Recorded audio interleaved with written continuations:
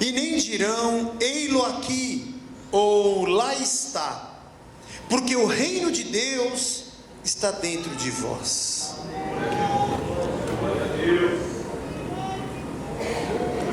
Perguntaram para Jesus a respeito de como eles saberiam, ou quando veriam, ou de que forma veriam o reino, como que ele vem. Quando nós vamos perceber que o reino de Deus chegou?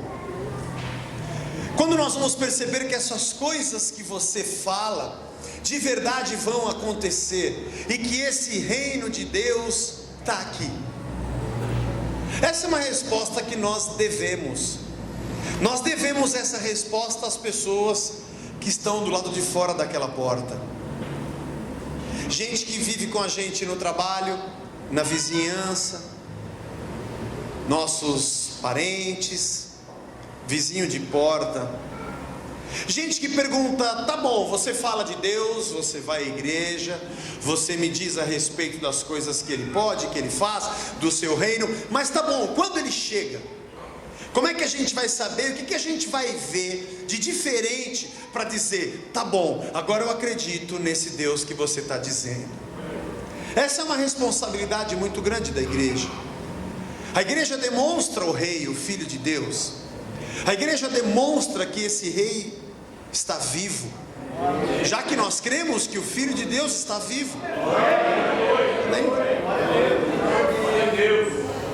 E os fariseus perguntaram isso para Jesus. Eu creio que nesse texto ele respondeu para todos que estavam ali, inclusive para os fariseus.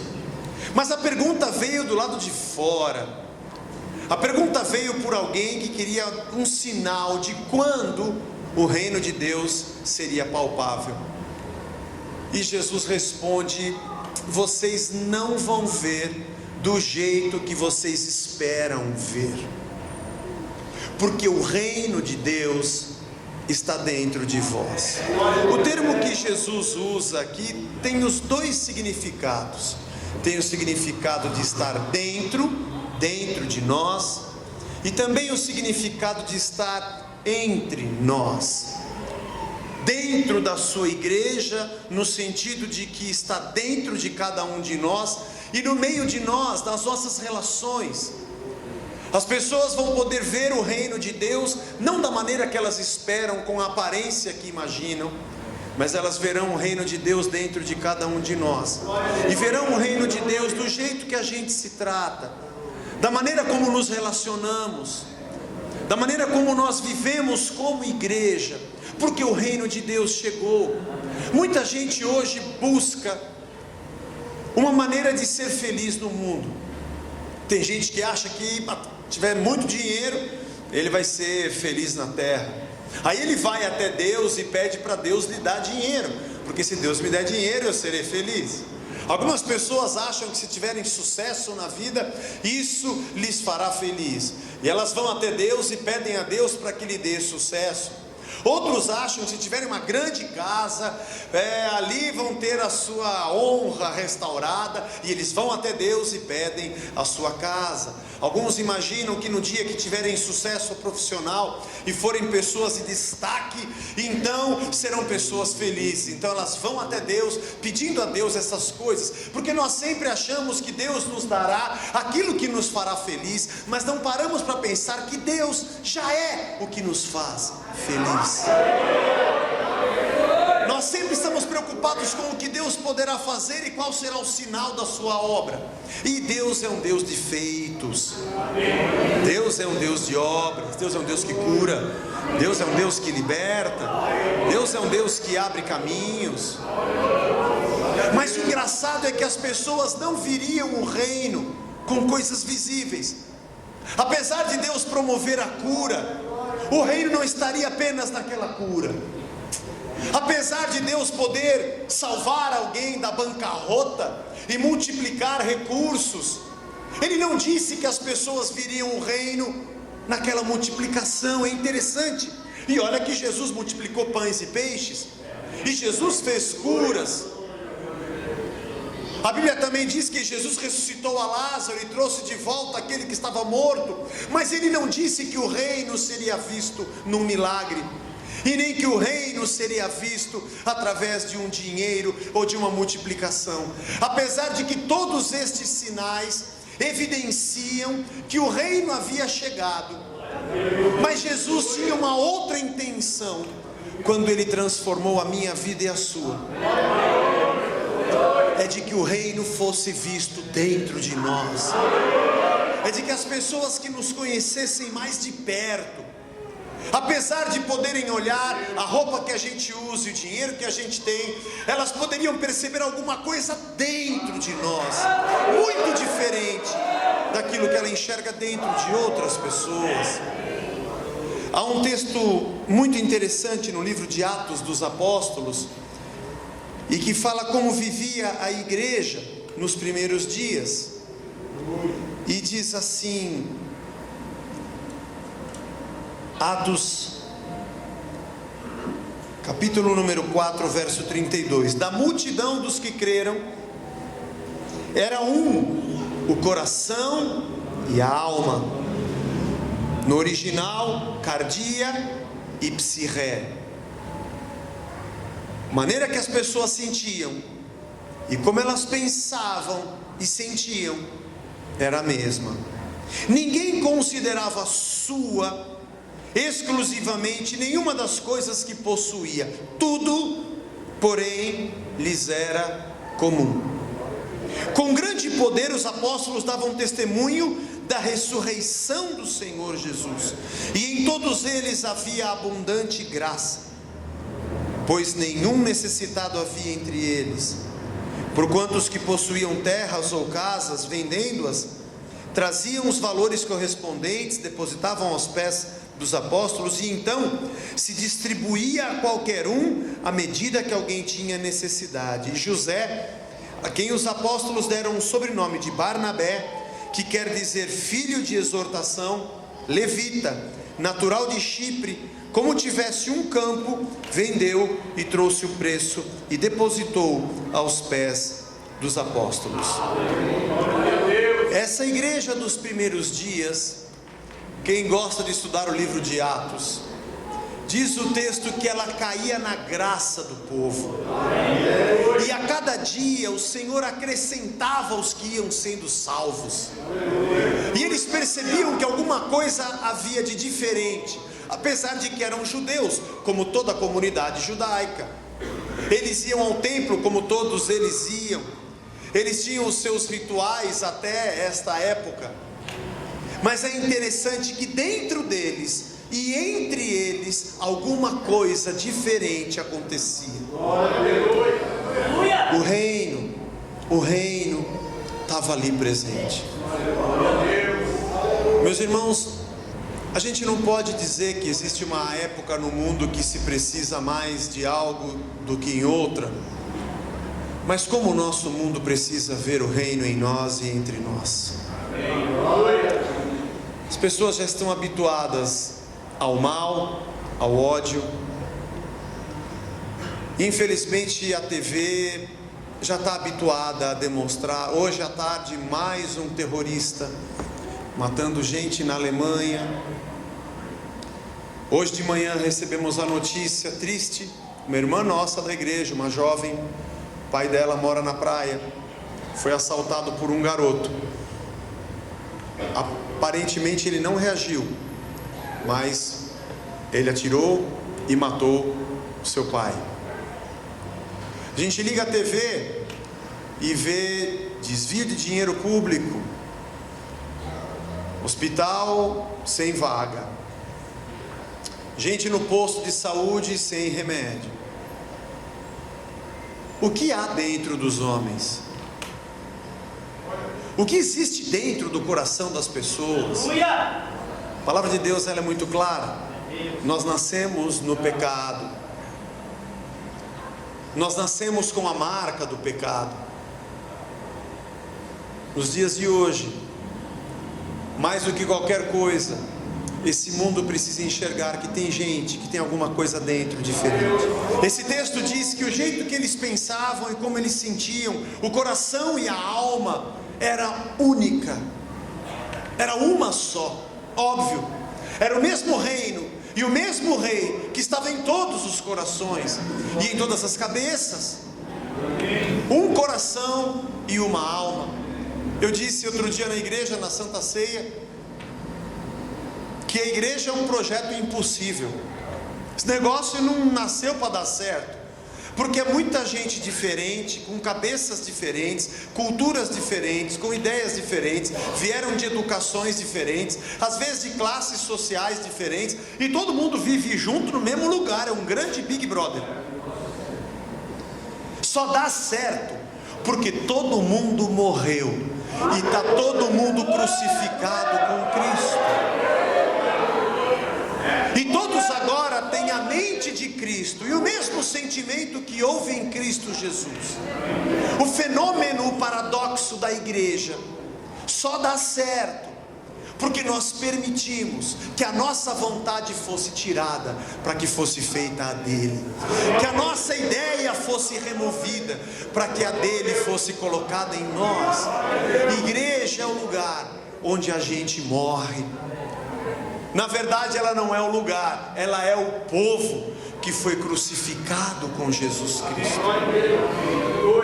Esse lugar abriga uma igreja, parte do corpo de Cristo aqui na Vila Matilde. A gente tem que morrer, irmãos, cada dia. Todo dia a gente levanta de manhã e o velho homem vem levantando de novo. A gente tem que dar umas facadas nele e dizer: morre.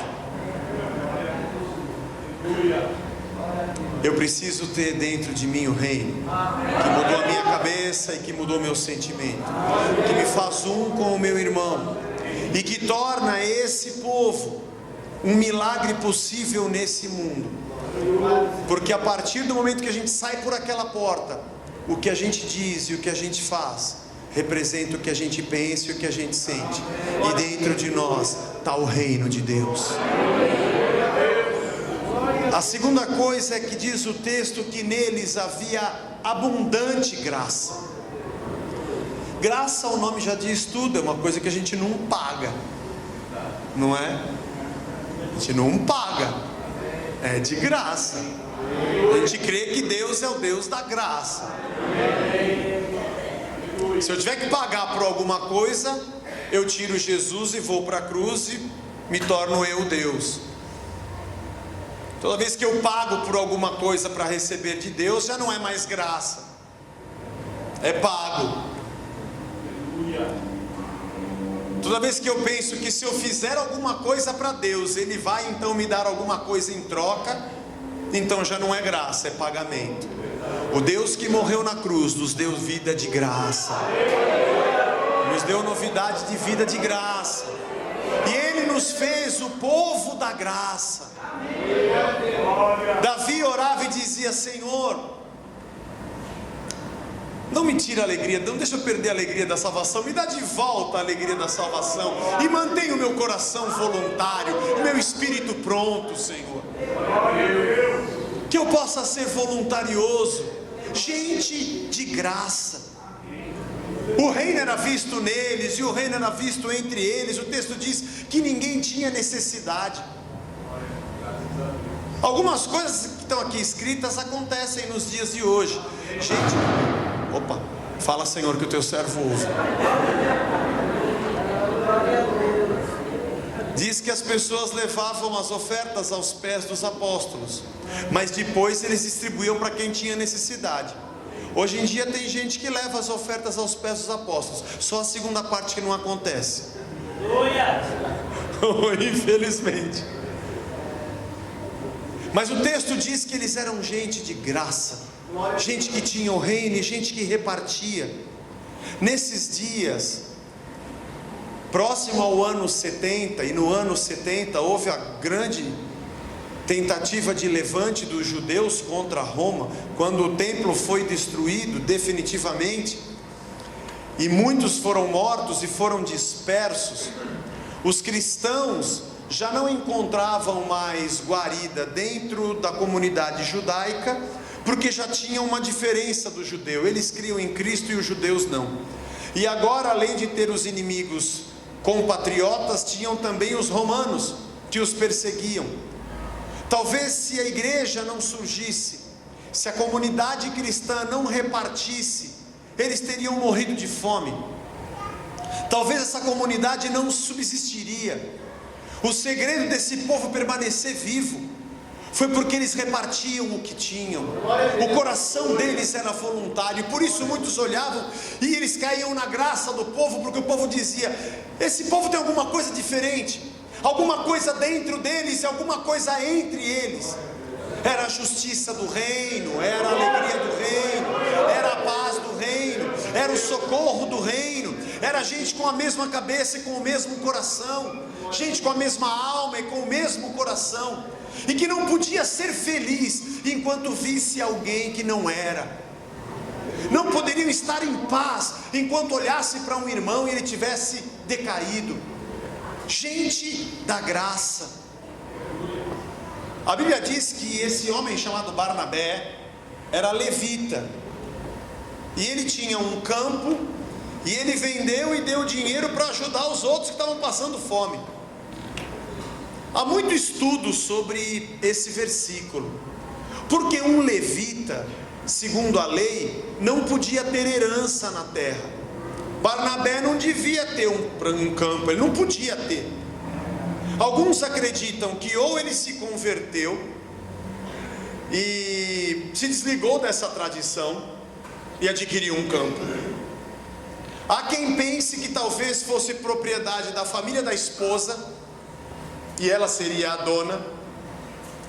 Ou há quem pense talvez que Barnabé não fosse um levita consagrado para trabalhar como um sacerdote, não tivesse seguido essa vocação e, rompendo com alguma tradição, tivesse comprado uma terra. A verdade é que a Bíblia, o Antigo Testamento, na lei dizia que o levita, a sua herança era o Senhor e ele não deveria ter terra, mas esse aqui tinha.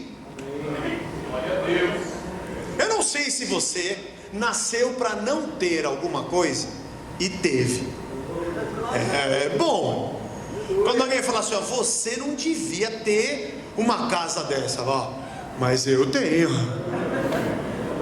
Ou quando alguém fala: rapaz, você não devia ter um carro desse. Vai fazer o quê? Mas eu tenho. Barnabé era desse tipo, mas o coração dele era coração de alguém que tem o reino dentro de si. E ele acha que deve ter pensado: de que adianta eu ter esse campo se tem gente aqui passando fome? Nos dias de hoje tem gente que consegue ser feliz desse jeito. Eu acho, não sei se você vai entender o que eu vou dizer, mas eu acho que o cristão, nesse mundo aqui, nesse aqui que a gente pisa, não estou falando na eternidade, mas nesse aqui, o cristão nunca vai ser completamente feliz. Porque o cristão não consegue ser feliz enquanto ele vê sofrimento no mundo, porque ele sente o que os outros sentem. Para ser feliz de verdade nesse mundo, você vai ter que ignorar o sofrimento dos outros. Você vai ter que ser insensível ao sofrimento dos outros. Para de verdade ser alguém completamente feliz, você vai ter que fechar os olhos e fazer vista grossa para todo o mal que há nessa terra. Barnabé era assim. Alguém que tem o reino de Deus dentro de si nunca vai ser satisfeito nessa terra, porque ele pertence a outro mundo, ele pertence a outro reino. Mas enquanto ele está nessa terra, ele é instrumento do reino. E Barnabé era um instrumento do reino. E diz a Bíblia que ele fez isso e repartiu para que outras pessoas pudessem comer e sobreviver. E tendo a sua propriedade, ele vendeu e falou para os apóstolos: vamos repartir isso aqui para essa galera, que o fulano está passando fome, aquele ali está sem. Irmãos, nós somos a igreja de Cristo. Amém. Se algum irmão nosso aqui está passando uma necessidade, nós temos que socorrê-lo. Nós temos que socorrê-lo, porque nós não seremos cristãos, e o reino de verdade não estará nem em nós e nem entre nós, se a justiça desse reino não for vista no nosso meio. Igreja é um povo que depende de um Deus, e estão ligados uns aos outros por afetos e por um profundo amor. Eles são parte do reino de Deus. E diz o texto que eles tinham uma dívida, porque eles davam testemunho da ressurreição todos os dias. Se tem um assunto que tem que estar na nossa boca todo dia, que a gente vai falar até o fim da vida e nunca vamos nos cansar, é esse: Cristo morreu por nós e Ele ressuscitou e nós temos vida. Mas diz um texto que eles davam testemunho. Mas o texto original não é apenas dizer que eles davam. Lucas escreveu também um livro de Atos e ele usa um verbo que é como se eu estivesse pagando uma dívida. Eu preciso fazer isso, eu tenho que devolver isso para alguém. O dar testemunho é alguém que precisa entregar esse testemunho como alguém que deve. Mas essa é uma verdade, Paulo chegou a dizer isso. Eu me sinto um devedor, porque aquilo que eu recebi de graça, eu preciso dar de graça. Eu preciso falar dessa ressurreição de Cristo. Eu preciso falar que Ele ressuscitou dentre os mortos, para que o povo saiba que existe vida, tem jeito de viver. Mas essa mensagem não pode ser vazia. E diz o texto que eles davam testemunho da ressurreição. Eles davam um testemunho. Sabe como é que é um testemunho, né? Alguém vem aqui num julgamento e diz assim: eu quero que você dê testemunho nesse julgamento. Você estava lá? Estava. Você viu? Eu vi. Presenciou? Presenciei. Você pode confirmar? Você tem provas? Está aqui a prova. Eu sou uma prova. Um fiel testemunho é alguém que é uma prova. Senão não é um fiel testemunho. Eu acho que eu ouvi, parece que não. Então não é um testemunho. O reino de Deus e a ressurreição fez nascer o reino. Ela é testemunhada por gente que carrega o reino, porque ele é uma fiel testemunha, porque o reino está dentro dele. Hoje eu estava voltando de uma cidade que eu fui a um congresso ontem e encontrei uma pessoa no aeroporto. Com atraso de voo, ficamos batendo papo. Alguém afastado da igreja, decepcionado um pouco, não com o que se prega. Aliás, ele estava lendo a Bíblia no telefone. Me reconheceu, puxou o papo, a gente começou a conversar. Estava lendo a Bíblia no telefone. Alguém que está mantendo a sua comunhão com Deus. Mas ele falou: não consigo mais ir na igreja. Eu gosto de Deus, eu não gosto do povo dele. Acontece, né? Acontece. O pai é bom, mas tem cada filho que eu vou te contar, né? Ai, meu pai é. E o pior é que esse povo fala da ressurreição, mas não são testemunhas da ressurreição. Ser testemunha da ressurreição não é falar que ela aconteceu. Ser testemunha da ressurreição é mostrar que o Cristo ressurreto está vivo e está vivo dentro de mim. É quando eu demonstro com o que eu faço, é quando eu demonstro com a minha atitude. É quando aquele reino que Lucas relatou lá atrás, e agora ele diz, eles estavam testemunhando do reino. Eles tinham necessidade de viver a vida do rei no meio das pessoas. Ser luz do mundo e ser sal da terra não é só falarmos com a nossa boca, mas é a nossa atitude demonstrar que o rei está vivo e que o reino existe, porque ele habita em nós e ele habita entre nós. Esse país, essa cidade, esse Brasil precisa muito de pregadores e de profetas, mas ele precisa muito de gente que viva o reino. Ele precisa de pessoas que a sua maneira de viver, que a sua compaixão, que o seu amor, que a sua honestidade, a sua limpeza, a sua pureza, a sua maneira de tratar as pessoas, a sua compaixão, demonstram que o rei está vivo, porque está vivo dentro de nós. Quando olha o coração e vê alguma coisa aconteceu com você, quando olha quem você era e quem você é, o que você fazia e o que você hoje faz, o verdadeiro testemunho é aquele que pode demonstrar que o rei está vivo, porque tudo o que eu faço, tudo o que eu penso e a maneira como eu vivo demonstra que o rei está vivo em mim. Paulo disse: não vivo mais eu, mas Cristo vive em mim. Cristo vive em mim. Será que o jeito que você, que é patrão, trata o seu funcionário demonstra que Cristo está vivo dentro de você? Será que o jeito que você, marido, trata a sua esposa demonstra que o amor de Cristo está dentro de você? Será que você, esposa, como se comporta com o seu esposo, demonstra que Cristo está dentro de você? Filhos para com os pais, irmãos entre nós na igreja, será que nós demonstramos apenas com o que falamos e com as palavras que lemos nos versículos, ou nossas atitudes demonstram mesmo como testemunhas vivas de que o Rei está vivo dentro de nós?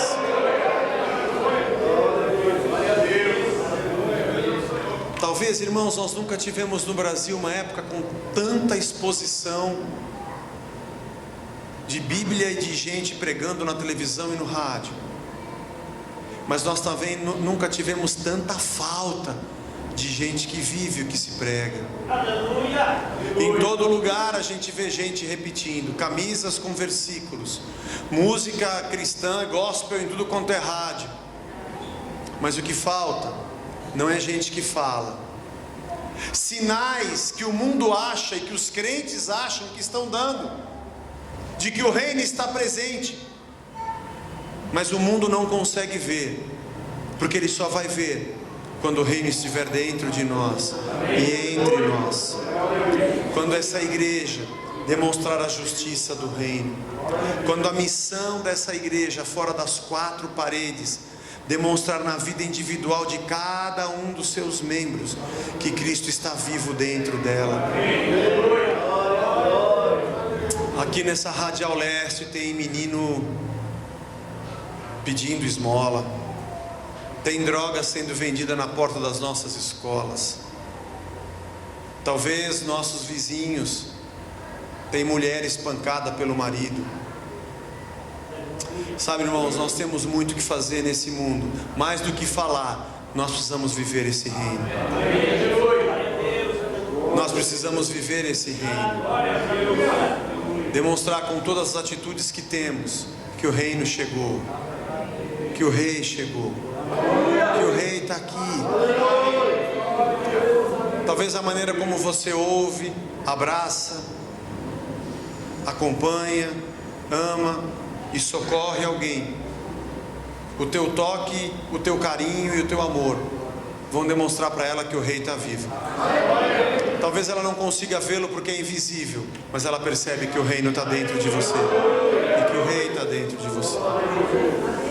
Irmão, pode ser que você já tenha falado muito para o seu filho, você já deu muita bronca nele, ele já ouviu bastante versículos da sua boca.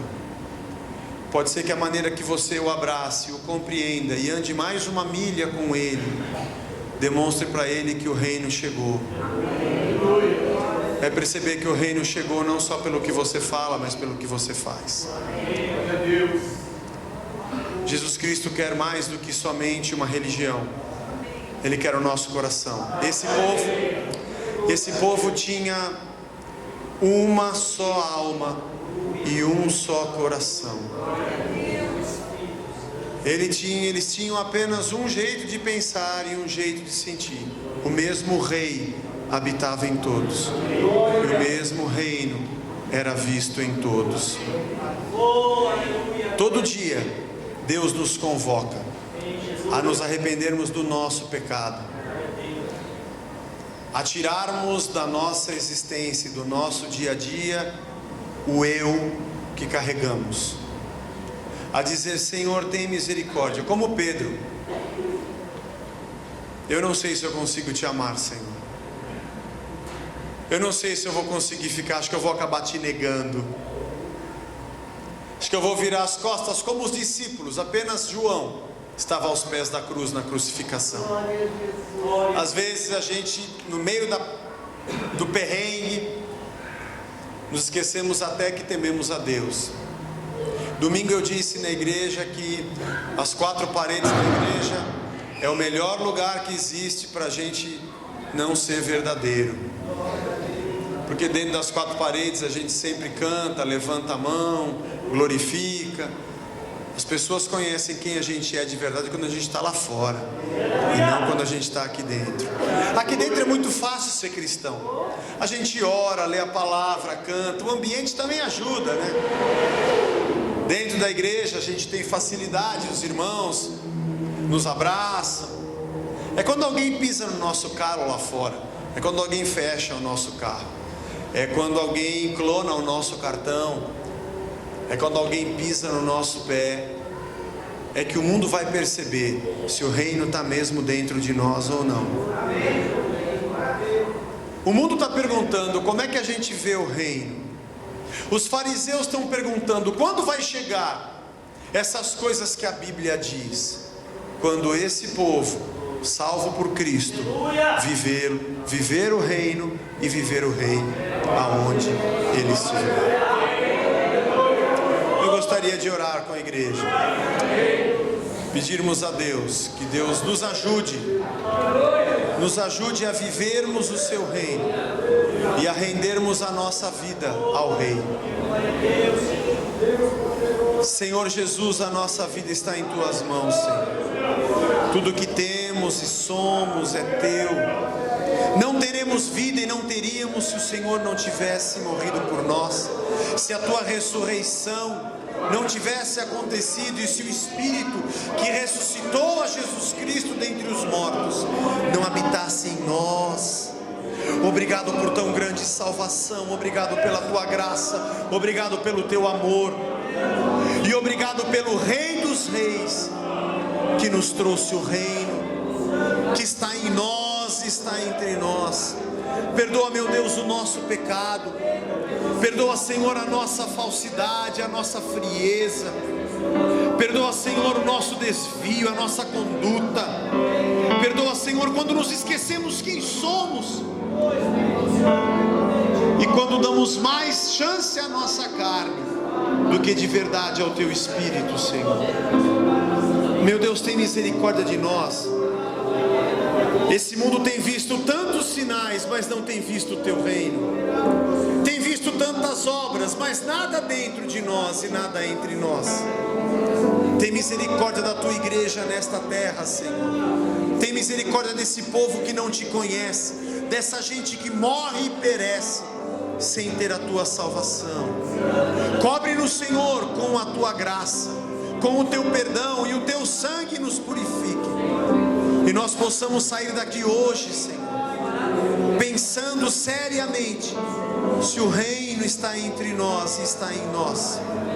Sejamos cheios de ti, Senhor, cheios da tua verdade, cheios da tua palavra, e isso se transforma em atitude, e a nossa justiça, nossas ações, nosso amor e todas as nossas obras demonstrem que o Rei chegou e que o reino está entre nós. Que esse mundo te conheça, seja salvo, Senhor, e possa ter um encontro verdadeiro contigo, porque o Rei está entre nós. Dizemos Hosana, bendito aquele que vem em nome do Senhor, bendito é o Rei que chegou. E como João Batista disse, arrependei-vos, porque é chegado o reino. Possamos ter esta palavra na nossa boca, e com as nossas atitudes sermos testemunhas vivas de que o reino de Deus está entre nós. A ti a honra e a glória para sempre, porque só tu és Deus. Em nome de Jesus Cristo. Amém. Amém. Glória a Deus. Irmão, Deus abençoe toda a igreja. Amém.